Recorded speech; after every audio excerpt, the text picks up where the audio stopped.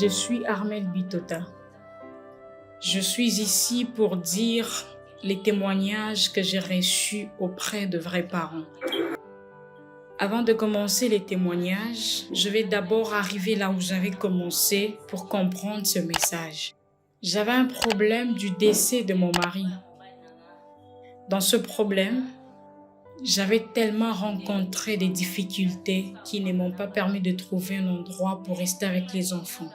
Mais tellement que Dieu est grand, il y a de ces personnes qui comprennent que l'autre éprouve des difficultés et d'autres le voient comme ça.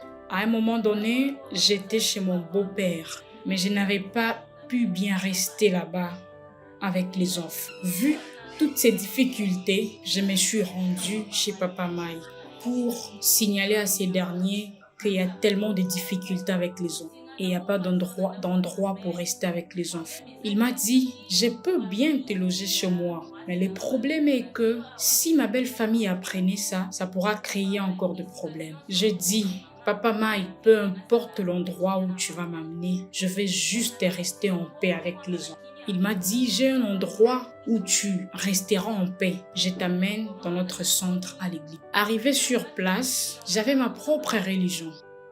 Dans ma religion, les pasteurs pouvaient enseigner en sa manière. Mais ma compréhension du message de vrais parents, pour la première fois, c'était chez Papa Mike que j'avais reçu cet enseignement.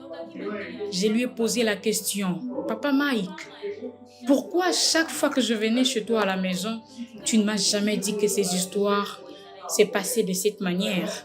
Il m'a dit, je cherchais le temps pour te parler, mais jusqu'à ce que ces problèmes nous aient arrivés. Mais je me suis dit que les enfants ne peuvent pas être un obstacle pour moi de ne pas suivre cet enseignement. Il me faut suivre cet enseignement.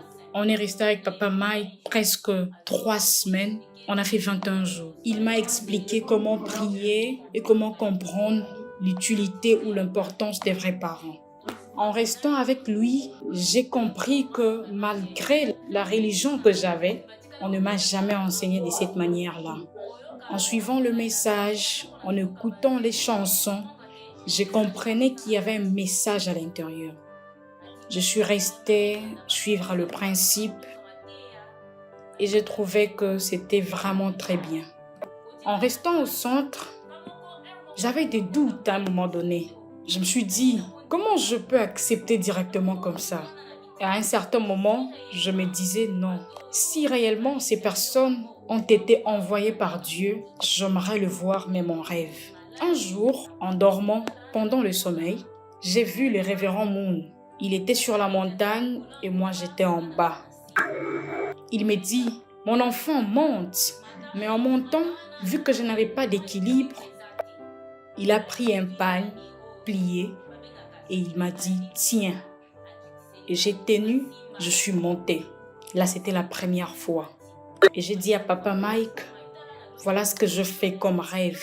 Et Papa Mike me dit, demeure dans la prière, prie encore. Quelques jours passés, j'avais des problèmes avec les enfants. Il y avait toujours de bruit. J'ai vu mon mari apparaître dans mon rêve. Il me dit, ces jours-ci, il y a trop de bruit, toi avec les enfants. Vraiment, il faut laisser le bruit.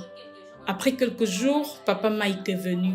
Il me dit que j'ai vu ton mari en rêve. Mais ce qu'il a dit, je n'ai pas compris. Il m'a juste regardé. Et en le voyant, j'ai vite compris qu'il éprouve des difficultés là où il est. Moi, j'ai dit, Papa Mike, qu'est-ce qu'on doit faire maintenant? Il m'a dit, d'ici là, ils seront libérés grâce aux prières qui seront faites.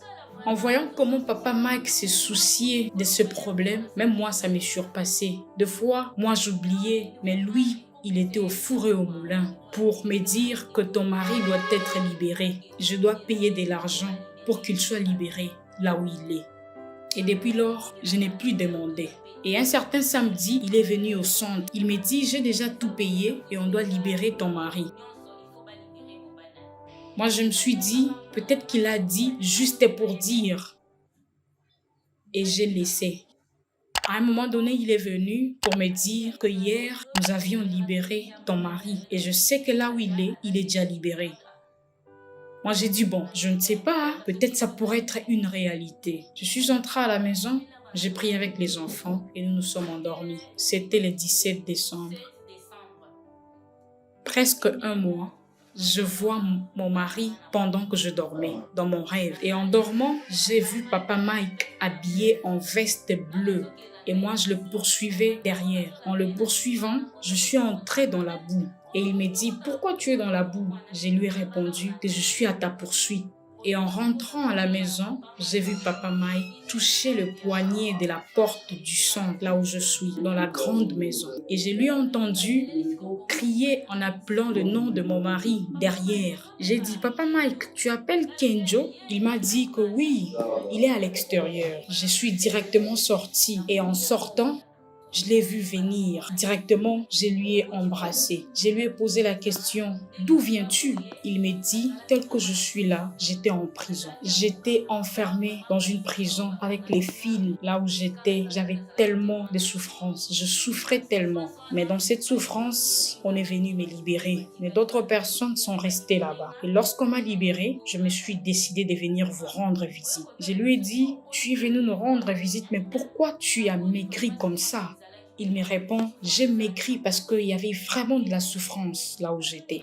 Je lui ai dit, tu es venu, mais où sont les histoires que tu étais parti avec? Il me dit, là où j'étais, on m'a juste remis une seule moto et toutes les autres histoires sont parties. On me les a ravies. Et je me suis réveillée tout en sursautant. Et je me suis rappelé, Papa Mike m'avait dit qu'il avait payé de l'argent pour qu'il soit libéré. Donc, c'est-à-dire que Papa Mike voyait vraiment mon mari dans ses difficultés. Lorsque je fais ces rêves, connaissant que mon mari est libéré, j'ai accepté que Dieu existe et les vrais parents sont réels. Je n'ai pas vu le mensonge là-dedans. Mes frères et sœurs, croyants, d'autres personnes peuvent mettre notre façon de prier et dire que ce qui se passe là-bas est très dangereux. Mais il n'y a rien de danger à l'intérieur. Moi-même, j'avais des doutes, mais lorsque j'ai vécu la réalité, j'ai trouvé que c'était normal. Il nous faut croire. C'est pourquoi je suis ici devant vous pour vous dire que c'est vrai. Moi-même, je l'ai vécu. Je l'ai vécu et je ne l'ai pas entendu auprès de qui que ce soit, mais je l'ai vécu moi-même. C'est ma propre histoire. Je l'ai vécu. C'est pourquoi je suis venue témoigner devant vous.